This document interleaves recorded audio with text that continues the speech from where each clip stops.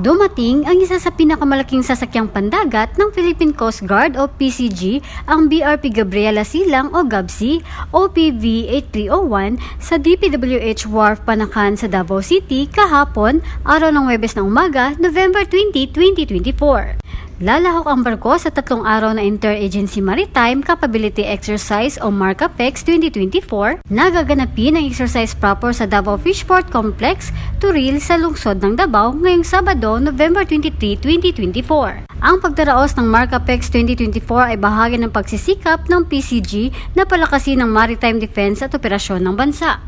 Binangungunahan ng Coast Guard District Southeastern Mindanao o CDG-SEM ang ehersisyo kasama ang iba't ibang government law enforcement units mula sa Philippine National Police, Philippine Navy, Philippine Drug Enforcement Agency, Bureau of Customs, Davao City Central 911, Philippine Red Cross, Office of Civil Defense at Davao City Disaster Risk Reduction and Management Office. Ayon kay Commander Angela Tobias, tagapagsalita ng Coast Guard District Southeastern Mindanao o CDG-SEM, nasa unang araw ng seminar sa boarding procedure gaganapin ang radio telephony, oil spill response at search and rescue, habang sa day 2 ay magkakaroon ng communication at tabletop exercises, day 3 sa Maalab Hall sa CDG-SEM headquarters sa Davao City. Samantala, ngayong Sabado, magaganap ang Maritime Law Enforcement Exercise o MARLEX, Firefighting, Search and Rescue Exercise o SAREX, Oil Spill Recovery Operation, Equipment Recovery Operation at Passing Exercise o PASEX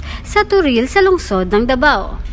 Mula dito sa Davao City, Charlotte Mayol para sa Radyo Alternatibo Balita Nationwide.